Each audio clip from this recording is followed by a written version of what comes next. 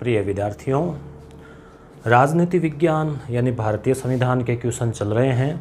170 question हम पहले देख चुके हैं, जिसमें कि 150 क्वेश्चन भारतीय इतिहास के थे और वो तैयार थे कक्षा 6 से 12 NCERT से। और अब NCERT ही से तैयार क्वेश्चन चल रहे हैं और अब है भारतीय संविधान के। क्वेश्चन नंबर 71 है और वैसे ये 171 टोटल ओवरऑल 171 क्वेश्चन शुरू करते हैं। और उपयोगी है रीट में और बाकी कंपटीशन एग्जाम है जीके की दृष्टि से, वहाँ भी काम आएगा। अल्पसंख्यक की परिभाषा संविधान में कहाँ है बताइए? प्रस्तावना में, मूल अधिकार में, दोनों में या दोनों में नहीं? क्या लग रहा है आपको? तो आपको ठीक ही लग रहा होगा, जो लग रहा है कहीं भी नहीं। यानी अल्पसंख्यकों की परिभाषा जो है वो कहीं भी नहीं दी गई है। हम सामान्यतः जानते हैं कि अल्प यानी जिनकी संख्या थोड़ी है, मगर परिभाषा संविधान में कहीं पर नहीं है। और वैसे अल्पसंख्यकों में मुस्लिम है, जैन है, बौद्ध है, तो जिनकी संख्या कम है वो सारे इसमें शामिल है। ईसाई भी है, सिख भी है। किस रीट का संबंध अधिकार या पराधिकार से है? किस रीट का संबंध? तो रीट जो है वो 5 रीट उच्चतम न्यायालय जारी करता है मूल अधिकारों की रक्षा के लिए, जिसके बारे में हमने पहले भी देखा था। और उसमें अधिकार परीक्षा जो रीट है, इसका तात्पर्य ये हुआ कि आप किस अधिकार के तहत ये जांच कर रहे हैं, या तो ये किसी भी जो है अधिकार को लेकर ये जारी की जाती है। 3 ये। उसके अलावा बंदी प्रत्यक्षीकरण है। मानवीय गरिमा के साथ जीवित रहने का अधिकार किस अनुच्छेद से संबंधित है? जीवित रहने का अधिकार गरिमा के साथ में, तो मूल अधिकारों में आ जाएगा ये 21। वैसे सभी आप जानते हैं अच्छे से, मगर उस शुरुआती स्टेज पे हमको बता दें कि पहला जो मूल अधिकार है वो समता या समानता का है, अनुच्छेद 14 से 18। उसके बाद में 19 से 22 में स्वतंत्रता का है, तो पहले ये पूरा से फिर आधा से। उसके बाद में हम रिसर्च को अंग्रेजी में कहते हैं, हिंदी में कहते हैं शोध, अनुसंधान, तो शोषण के विरुद्ध अधिकार आ जाएगा फिर। और उसके बाद में धार्मिक स्वतंत्रता का अधिकार आ जाएगा 19 से 22, 23, 24, 25 से 28। तो ये इस थोड़ा सा आप ट्रिक से भी याद रख सकते हो। कुछ शिक्षा संस्थाओं में धार्मिक शिक्षा या धार्मिक उपासना में उपस्थित होने के बारे में स्वतंत्रता का वर्णन किस अनुच्छेद में है? कि शिक्षण संस्थाओं में भी धार्मिक आधार पर शिक्षा अपने धर्म के प्रचार प्रसार के लिए की जा सकती है, अपने धर्म के संरक्षण के लिए, अभिवर्धन के लिए। तो यह है अनुच्छेद 28। जवाहरलाल नेहरू ने संविधान के किस भाग को संविधान की आत्मा कहा बताइए? तो नेहरू जी ने संविधान के भाग 3 जो है इसको आत्मा कहा। याद रखना है तो देखो 3 का ही बना लो, आत्मा नाम बन गया। 3 नेहरू जी का नाम है, इसमें भी 3 अक्षर है। 3 से आप एक चीज़ और याद रख सकते हो, जब राजस्थान का एकीकरण हुआ तो 3 अक्षर है, तो तीसरा जो चरण था उसका उद्घाटन करने के लिए नेहरू जी आए थे।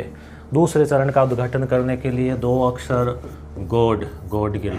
चौथे चरण का उद्घाटन करने के लिए 4 अक्षर, तो सरदार जी आए, सरदार पटेल। सबसे पहले कांग्रेस के किस अधिवेशन में पहली बार मूल अधिकारों से संबंधित विधिवत प्रस्ताव पारित किया गया था बताइए? क्या उत्तर होगा इसका? तो आंसर हो जाएगा इसका 1931। ये 1929 और 1930 वाला महत्वपूर्ण जो कांग्रेस का अधिवेशन है, ये लाहौर में रावी नदी के किनारे हुआ था और इसकी अध्यक्षता की थी नेहरू जी ने। इसमें पहली बार स्वतंत्रता दिवस 26 जनवरी 1930 को मनाए जाने की घोषणा की गई। 1931 जो है ये कराची में हुआ था। इसकी अध्यक्षता सरदार पटेल ने की थी और इसमें कांग्रेस पार्टी ने, कार्य समिति ने मूल अधिकारों का जो प्रस्ताव है वो पारित किया था। अस्पृश्यता यानी छुआछूत, इसका अंत संविधान के किस अनुच्छेद में वर्णित है? यानी छुआछूत का निषेध किया गया है। तो समानता का अधिकार है 14 से 18, उसी में है। तो बताइए क्या उत्तर होगा। तो इसकी ट्रिक भी बहुत शानदार आप याद रख सकते हैं कि अगर आप अस्पृश्यता करते हैं, छुआछूत करते हैं, तो आपके लिए बहुत ही खतरा है जीवन में, आपको सीधी जेल हो सकती है। तो 17 छुआछूत अब है एक खतरा, ठीक है, करना। तो ऐसे आप ट्रिक से जोड़ के याद रख सकते हो। 14 वर्ष से कम आयु के बालकों से खतरनाक कार्य नहीं करवाया जा सकता। बाल श्रम निषेध प्रतिषेध, तो ये किस अधिकार से संबंधित है? स्वतंत्रता, समानता, शोषण के विरुद्ध, या इनमें से कोई नहीं? तो सीधा सीधा साफ पता लग रहा है शोषण के विरुद्ध जो अधिकार है उसमें। ट्रिक भी मैंने आपको बताई थी, पहले पूरा से, फिर आधा से, यानी समानता का अधिकार, स्वतंत्रता का अधिकार, उसके बाद में शोध यानी शोषण के विरुद्ध अधिकार, और फिर अगला अधिकार है धार्मिक स्वतंत्रता का। तो 3 नंबर वाला जो है वो। भारतीय संविधान में 44वें संविधान संशोधन के तहत मूल अधिकारों की संख्या कितनी थी? 44वां संविधान संशोधन के पश्चात, ठीक है, तो पश्चात कितनी हो गई? तो इसमें 2 प्रश्न बनते हैं कि जब मूल संविधान लागू हुआ तब जो अपने अधिकार थे मूल वो थे 7 और 7 थे, और फिर ये 44वां संशोधन जो हुआ कब हुआ था? 4 और 4 कितने हो जाते हैं? 8। तो 1978 लास्ट में 8 आएगा। तो इसमें फिर एक संपत्ति वाला जो है, संपत्ति सभी लगभग सभी ने पढ़ रखा होगा, संपत्ति का जो अधिकार है वो हटा दिया और अब 6 बच गए। तो वर्तमान में 6 मूल अधिकार सभी नागरिकों को दिए गए हैं, और संपत्ति वाला जो है उसको केवल कानूनी अधिकार बना दिया गया, और वो आपसे कमेंट में चाहेंगे कि किस अनुच्छेद में उसको डाल दिया गया है। सूचना का अधिकार का अधिकार किस अनुच्छेद में है? सूचना प्राप्त कर सकते हैं आप। तो ये स्वतंत्रता से ही जुड़ा हुआ है। अनुच्छेद 19 से 22 में स्वतंत्रताओं का उल्लेख है, तो ये अनुच्छेद 21 में आ जाएगा। मूल कर्तव्यों में हमारी संस्कृति को कैसा बताया गया है? मूल कर्तव्य, हमारे कुछ अधिकार है तो हमारे कुछ कर्तव्य भी है देश के प्रति, समाज के प्रति। तो हमारी संस्कृति जो है, भारतीय संस्कृति, वो सामाजिक संस्कृति है, यानी एक सभी संस्कृतियों को घुलने मिलने वाली, मिलजुल कर रहने वाली, तो सामाजिक संस्कृति जो है इसको कहा गया है।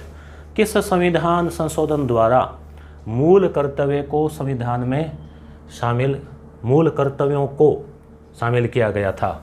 बताइए, मूल कर्तव्य कब जोड़े गए बताइए। देखें तो ये हो जाएगा 42वां जो संविधान संशोधन था, कब हुआ? 4 और 2 6, तो 1976। ये 4 और 4 8, 1978, आप भूलोगे नहीं। तो ये एक मिनी संविधान था जिसमें प्रस्तावना में भी संशोधन किए गए थे। तो इसमें मूल कर्तव्य जोड़े गए थे, और उस समय 10 मूल कर्तव्य जोड़े गए। 11वां जो मूल कर्तव्य था, यानी एक, वो बाद में जोड़ा गया। वर्तमान में कुल 11 मूल कर्तव्य है। संविधान जब बना था तब मूल कर्तव्य साथ में नहीं थे, रूस से, सोवियत संघ से प्रभावित होकर ये जोड़े गए, वहाँ से प्रेरणा से, यानी वहाँ के संविधान में भी थे। हमारे संविधान में वर्तमान में पूछें तो 11, मूल पूछें शुरुआत में जब लगे तब 10, और जब संविधान लागू हुआ तब तो ये एक भी हटा देना, यानी 0। समझ गए? किस समिति की सिफारिशों को आधार मानकर मूल कर्तव्य जोड़े गए? बताइए क्या उत्तर होगा आपका। इसका उत्तर आप थोड़ा टाइप करके दो, देखें, ताकि पता चले कि कितने विद्यार्थियों को कमेंट करना आता है। कईयों को हकीकत है, कईयों को ध्यान में नहीं है कमेंट होता कहाँ से है। तो क्या उत्तर होगा इसका? ये सरदार स्वर्ण सिंह समिति, ठीक है। स्वर्ण कर्तव्य जो है ना, सोने की तरह है, गोल्ड की तरह है सभी नागरिकों के लिए। भारत की संप्रभुता, एकता और अखंडता की रक्षा करें और उसे अक्षुण्य बनाए रखें। तो यह जो कर्तव्य है, ये भी हमारा कर्तव्य है कि हम इसकी संप्रभुता, हम इसकी एकता और हम इसकी अखंडता की हम रक्षा करें। ये हमारा कर्तव्य है नागरिकों का। ये कौन सा मूल कर्तव्य है बताइए? कुल 11 कर्तव्य है। कर्तव्यों को भी याद रखना, क्वेश्चन पूछे गए हैं कि ये कर्तव्य किस नंबर का है। विशेषकर ऐसे क्वेश्चन सेकेंड ग्रेड एग्जाम में पूछे गए थे, सामाजिक में, जीके वाले पेपर में भी, स्कूल लेक्चर में भी, रीट में भी पूछा जा सकता है। तो क्या उत्तर होगा इसका? इसका उत्तर हो जाएगा, देखो ट्रिक, एकता अखंडता मिलीजुली चीज़ें है ना, तो इस एकता नाम को आप पकड़ के ट्रिक बना लो। एकता में कितने अक्षर है? 3। तो तीसरा जो मूल कर्तव्य है उसमें एकता, अखंडता और संप्रभुता, इसकी बात कही गई है। कौन सा सुमेलित नहीं है? कर्तव्य और विषय। तो यही वही बात है, आपको पहचानना है कि चौथा कर्तव्य, पांचवा कर्तव्य, सातवां, 11वां, क्या ये सही है? एक तो इसमें गलत है, तो ढूंढो देखें कौन सा गलत है। क्या लग रहा है आपको? क्या आपने इन कर्तव्यों को याद कर रखा था? हर किताब में कर्तव्य और प्रस्तावना ये दी हुई रहती है, मगर हम गौर नहीं करते, क्वेश्चन यहाँ से पुटअप होते हैं। तो देखो, रक्षा और सेवा, देश की रक्षा और सेवा, रक्षा और सेवा दोनों को मिलाया 4 अक्षर बन गए चौथा। समरसता, ठीक है, 5वां कर्तव्य है ये। 11वां कर्तव्य जो कि बाद में जोड़ा गया था, 86वां संशोधन, 6 से 14 वर्ष के बच्चों की शिक्षा के लिए, कि यह माता पिता का मूल कर्तव्य है कि अपने, ये आयु भी ध्यान रखना, 6 से 14, आरटी में भी यही है कि उनको पढ़ाएं, शिक्षा दें। अब ये जो 7वां है ये नहीं है, यहाँ हो जाएगा 8वां, ठीक है। 8वां जो कर्तव्य है वो है वैज्ञानिक दृष्टिकोण का विकास, ज्ञानार्जन, यानी हमें अंधविश्वासों को छोड़ के वैज्ञानिक दृष्टिकोण, तार्किक दृष्टिकोण ये रखना चाहिए और ज्ञान का अर्जन करना चाहिए। ये 8वां मूल कर्तव्य कहता है, हमारा कर्तव्य बनता है। तो फिर 7वां क्या था? 7वां, तो 7वां का आप याद रखो, 7 से 7वां, तो 7 याद रख लो, 7वां, 7 किसका? 7 पर्यावरण का, प्रकृति का। तो पर्यावरण का संरक्षण बहुत ज़रूरी है, ठीक है। वैसे भी 7 अपने शुभ माने जाते हैं, फेरी हो, फेरे हो, कोई अंक हो, तो 7 से आप याद रख लेना पर्यावरण, ठीक है। तो 7 पर्यावरण का ध्यान में रखना इसको। व्यक्तिगत और सामूहिक गतिविधियों के सभी क्षेत्रों में उत्कर्ष की ओर बढ़ने का सतत प्रयास करें, जिससे राष्ट्र निरंतर बढ़ते हुए प्रयत्न और उपलब्धि की नई ऊंचाइयों को छू सके। तो ये भी एक मूल कर्तव्य है। कौन सा है? ग च जय ये, ग च। अब आप यहाँ क्या है, ध्यान में आ गया, क ख ग मतलब तीसरा, 5 और 1 6 छठा, और ये मतलब 10वां। तो आप क ख ग गहड़ च छ जय जय ये और ट, ये भी याद रखें। क ख गड़ तो याद है ना, भूल तो नहीं गए कहीं आप? तो हिंदी में संधि पढ़ते हैं तो कचट तप गजट तप वो पढ़ते होंगे, याद होगा आपको। तो व्यक्तिगत और सामूहिक गतिविधियों के सभी क्षेत्रों में, तो क्या उत्तर हो जाएगा यहाँ पर?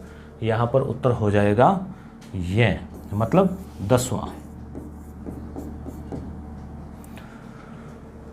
तो व्यक्तिगत और सामूहिक, तो देखो एक हाथ ये है व्यक्तिगत और दोनों हाथ ये सामूहिक, मतलब कहते हैं ना कि दोनों हाथों से ताली बजती है, एक हाथ से ताली नहीं बजती।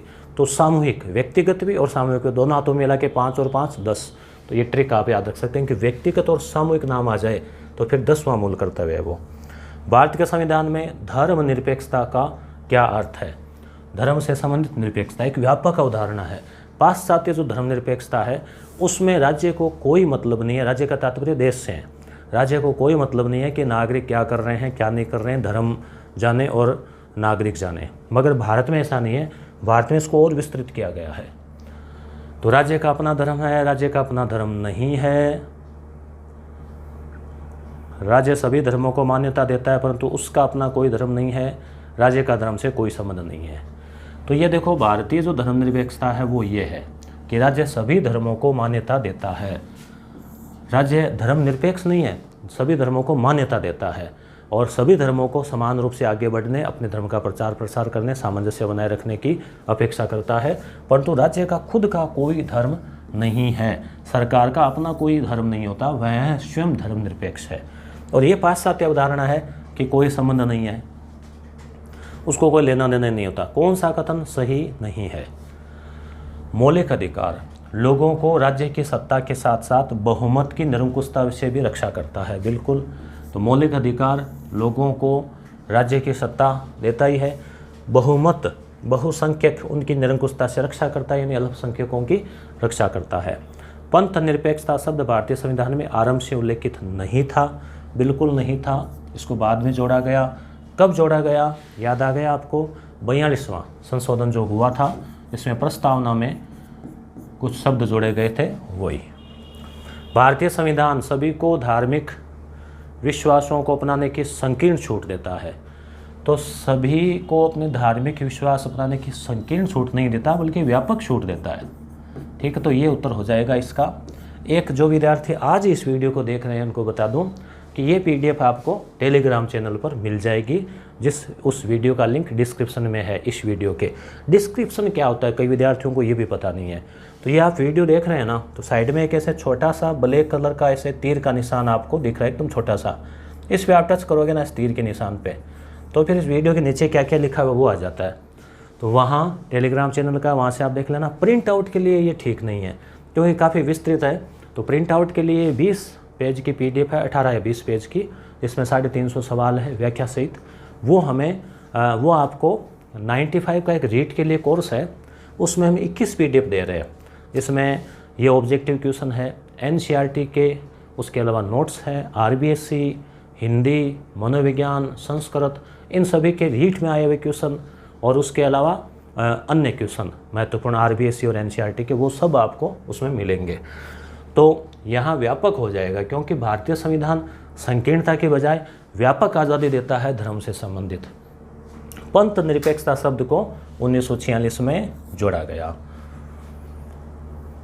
कौन सा कथन सत्य नहीं है? संविधान में वर्णित प्रावधानों के आधार पर राज्य धर्म के मामले में हस्तक्षेप कर सकता है।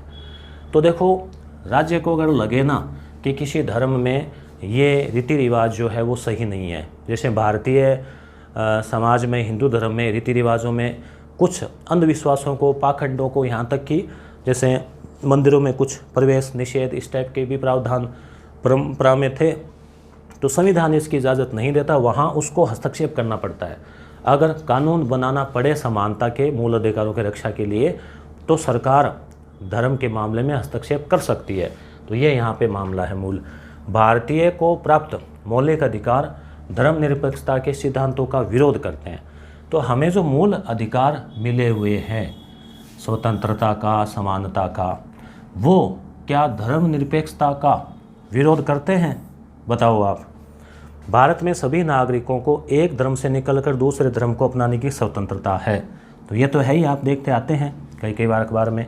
हालांकि किसी को प्रेरित करवाना कानून, ज़बरदस्ती करवाना कानून गलत है। अपनी इच्छा से व्यक्ति एक मान्यता को छोड़ के दूसरी धार्मिक मान्यता में जाता है तो उसकी आज़ादी है।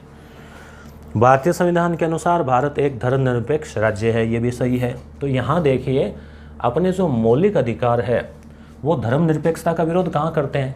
मौलिक अधिकार तो अलग चीज़ है, उसमें तो स्वतंत्रता का अधिकार है, समानता का अधिकार है, शोषण के विरुद्ध अधिकार है, तो वो तो धर्मनिरपेक्षता का समर्थन ही करते हैं, न कि विरोध। तो ऐसे बड़े प्रश्नों को आप, अवधारणा वाले प्रश्नों को थोड़ा सा सावधानी से पढ़ के तैयार करें। और ये क्वेश्चन जो है SP सर ने तैयार किए हैं सारे, बहुत ही गहराई से किताबों को सामने रख कर, लाइन टू लाइन पढ़कर। तो इसी प्रकार के क्वेश्चंस आप हमारी टेस्ट सीरीज़ जो first grade, second grade GK, सामाजिक, इन सब के लिए चल रही है, उसमें आप अनुभव कर पाएंगे। धर्मनिरपेक्षता के संदर्भ में राज्य के कर्तव्यों के बारे में कौन सा कथन सत्य है? धार्मिक वर्चस्व को रोकने के लिए भारतीय राज्य कभी कभी हस्तक्षेप करते हुए धर्म में फैली हुई बुराइयों को निषेध भी करता है। बिल्कुल सत्य है ये। अगर सरकार को, या राज्य का मतलब राष्ट्र है, देश है, सरकार है। राजनीति में राज्य का मतलब ये नहीं राजस्थान या महाराष्ट्र, राज्य जब नाम आ गया मतलब देश, तो हस्तक्षेप कर सकता है बुराइयों को रोकने के लिए। धार्मिक क्रियाकलापों में हस्तक्षेप की नीति अपनाते हुए राज्य कुछ खास धार्मिक समुदायों को विशेष छूट दे सकता है, बिल्कुल दे सकता है। भारतीय राज्य खुद को धर्म से दूर रखते हुए यह ध्यान देता है कि राज्य की बागडोर न तो किसी एक ही धार्मिक समूह के हाथों में आए और न ही राज्य किसी एक धर्म को समर्थन दे। तो एक बहुत ही व्यापक अवधारणा जो है धर्मनिरपेक्षता की, कक्षा 11 में राजनीति विज्ञान की जो किताब है उसमें तो अलग से ये किताब ही है पूरी, जिसमें पूरा पाठ दे रखा है धर्मनिरपेक्षता को लेकर, कक्षा 11 NCERT में। तो उपयुक्त सभी सत्य है। धर्मनिरपेक्षता के दो पक्ष कौन कौन से हैं? बताओ, देखें इसका कमेंट में जवाब चाहेंगे 92 क्वेश्चन का, तो आप कमेंट में से कर सकते हैं 92, फिर आगे मतलब क्या, ए ब स द ए बी सी डी। तो उत्तर क्या हो जाएगा यहाँ पे, धर्मनिरपेक्षता के दो पक्ष कौन से हैं? तो एक तो है निषेधात्मक और एक है भावात्मक, यानी एक तो मनाही करने वाला और एक भावनाओं का सम्मान करने वाला। कौन सा सुमेलित है? समान अधिकार, प्रत्येक वयस्क नागरिक को मत देने का अधिकार। जैसे ये समानता का अधिकार है कि जो भी 18 साल, एक निश्चित आयु कर दी अपने 18, तो 18 साल का है उसको वोट देने का अधिकार है, चाहे वो पढ़ा लिखा हो या नहीं हो, अमीर हो या गरीब हो, सबको। अवसर की समता, प्रत्येक बच्चा निःशुल्क शिक्षा मिले, यह है। सकारात्मक कार्यवाही, बैंक वरिष्ठ नागरिकों को ब्याज की ऊंची दर देते हैं। सही है क्या? ये वरिष्ठ नागरिक है उनको ब्याज ज़्यादा मिलता है। जैसे मान लीजिए बाकी सामान्य के लिए कोई एफडी करवाई या कोई नॉर्मल, तो 6% तो यहाँ 7 है, मतलब एक उदाहरण के लिए, तो ज़्यादा ब्याज देता है क्योंकि उनको थोड़ा लाभ मिले। वरिष्ठ नागरिकों को कुछ लाभ देते हैं, तो ये सकारात्मक कार्रवाई है, ये उनके प्रति बुजुर्ग है, सम्मान होना चाहिए। तो उपयुक्त सभी सही है। इसका रिवीजन कर लेना, फिर आप इसी पीडीएफ से टेलीग्राम से प्रिंट आउट चाहिए रिवीजन, तो फिर आप वो मैंने बता ही दिया। अनुच्छेद 19 में वो यस गुरु एप्लीकेशन पर फिर मिलेगा। तो अनुच्छेद 19 में कितने स्वतंत्रता के अधिकारों का उल्लेख है, कितनी प्रकार की स्वतंत्रताएं जो है इसमें बताई गई है। तो 19 है, इस 9 को आप ऐसे इधर लाओ नीचे और घुमाओ, पलटी खिलाओ इसको, क्या हो गया 6, तो ये 6, ठीक है। 6 से एक आप और याद रख सकते हैं, राजस्थान के वो जो है ना गुजरात के लगने वाले जिले, वहाँ पर भी ये ट्रिक काम में लेता हूँ मैं। गुजरात है ना, इस गाय को घुमा दो तो ये बन गया 6, तो 6 जिले बॉर्डर पे है ना। केंद्र सरकार द्वारा 2005 में मुसलमानों के विकास आयामों की जांच के लिए कौन सी समिति बनाई थी? तो क्या उत्तर होगा इन 4 में से बताइए। तो यहाँ उत्तर होगा मित्रों सच्चर समिति, न्यायमूर्ति राजेंद्र सच्चर, ये नाम आता है। कौन सा सुमेलित नहीं है? मुख्य धारा किसे कहते हैं? ऐसे समुदाय, ऐसे लोगों का समुदाय जिसे समाज का केंद्र माना जाता है। कहते हैं ना कि भी ये अभी मुख्य धारा से वंचित है, इनको मुख्य धारा में ला रहे हैं।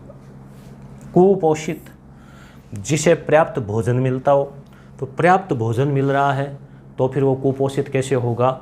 तो ये जिसे पर्याप्त भोजन नहीं मिलता हो या पोषण नहीं मिलता हो, तो ये हो गया ना साफ साफ सुमेलित नहीं। विस्थापित, जिन्हें जबरन उनके मूल स्थान से दूसरी जगह धकेल दिया गया हो, प्रवासित कर दिया गया हो, जैसे हम सुनते हैं ना कि कश्मीरी पंडितों को विस्थापित कर दिया गया। घेटोआइजेशन, ये शब्द कक्षा 9 के एनसीईआरटी में जो हिटलर वाला पार्ट है वहाँ काम में लिया गया है। मतलब ऐसी बस्ती जैसे यहूदियों के लिए वो काम में लिया था जिसके मुख्य रूप से एक ही समुदाय के लोग रहते हो। तो ये कौन सा कथन सही नहीं है? स्वस्थ पर्यावरण का अधिकार जीवन का मौलिक अधिकार है। बिल्कुल, पर्यावरण तो स्वस्थ मिले ही, दूषित हवा थोड़ी है। तो स्वस्थ पर्यावरण संरक्षण अधिनियम 1984 में पारित हुआ। गोपाल गैस त्रासदी में ये गैस निकली। अनुच्छेद 21 में पर्यावरण, तो क्या सही है बताओ। तो देखो अनुच्छेद 21 स्वच्छ पर्यावरण का अधिकार, जीवन वाला जो है ना उसमें। भोपाल गैस त्रासदी, मिसाइल आइसोसाइनाइट MIC गैस, घातक गैस निकली थी। 1984 में ये घटना हुई थी मध्य प्रदेश में। वो एक कारखाना था, क्या कार्बाइड कुछ, उस कारखाने में रात्रि में गैस लीक हो गई। 2-3 दिसंबर की रात्रि की बात है शायद ये।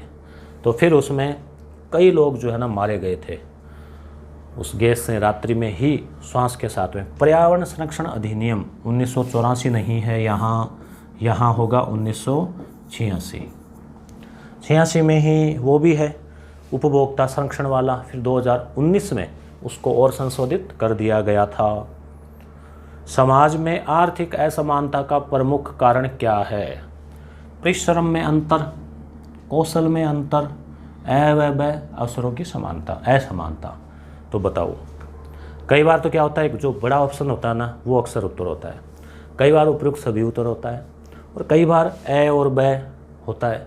तो आपको लग रहा होगा ए और ब है, मगर ज़रूरी नहीं है कि कई बार होता है, कभी कभी नहीं भी होता।